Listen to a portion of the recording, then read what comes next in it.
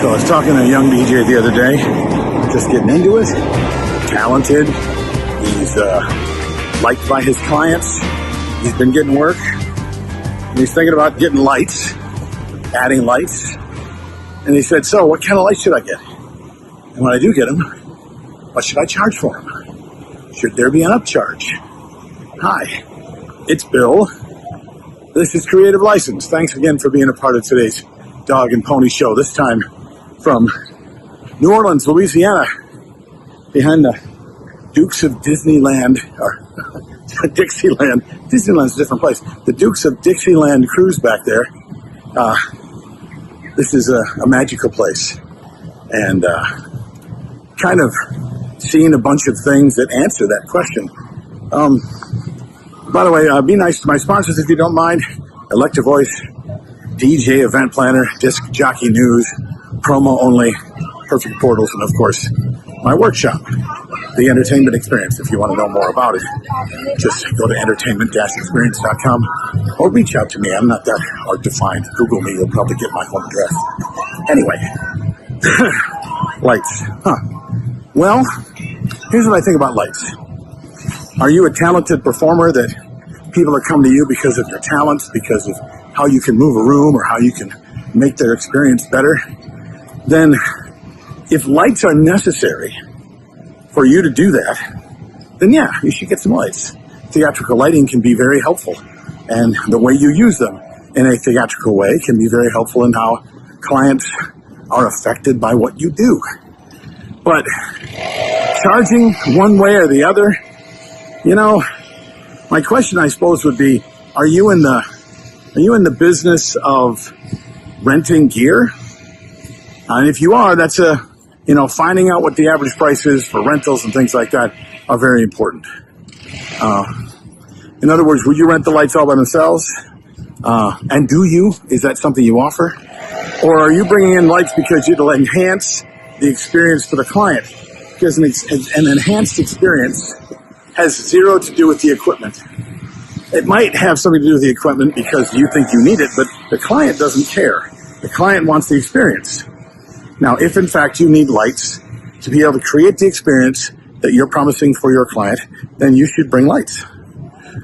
If in fact you're trying to make more money because it's light, let me ask you this.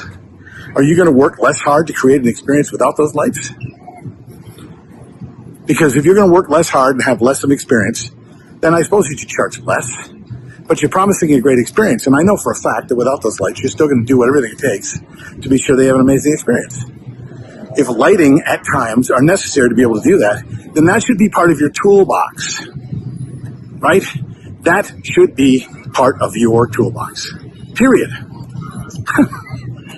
So why aren't you going out and making sure you have it? And then using those lights only when possible and only when necessary.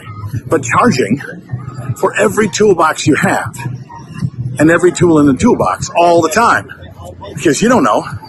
The next time you're doing an event, even though you said you probably weren't going to use lighting, which you probably won't discuss with your client anyway, you need the lighting, you know that you've been compensated. If you don't need the lighting, then your profit margin's higher.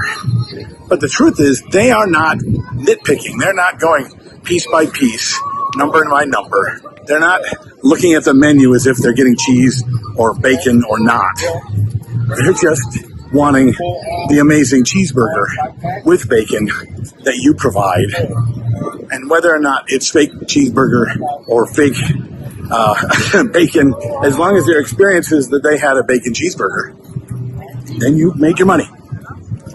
Now, if you're going to bring more tools, I think if you have a bigger toolbox and when they need lights, then they're just available, then your regular straight price should be your regular straight price all the time, regardless of what you think, because you're piecing it out. They're not piecing it out. They're not looking at a menu, unless, of course, you give them a menu that they can pick from. And if you do, then when you do need lights and they want to save $100, they'll remove lights. And then what are you going to do? Well, I'll do my best to do it without lights. Okay, well, but you know for a fact you can do it with the lights. So why let them take your tools away? You don't know what you're going to need. All you know is you need to deliver 1,000%. With that in mind, charge what you need to. when it comes to all the things you're going to need. And then use what you need. Because at the end of the day, they're not saying, that was great, now let me see what you used. You know what I mean? I think you do. All right. What do you think of this? Do me a favor, smash the button, as they say, or subscribe, or share, or whatever. All that stuff is helpful for me, so I appreciate it. But until next week, I'll talk to you again. This is Bill. This is Creative License, and I'll see you next week.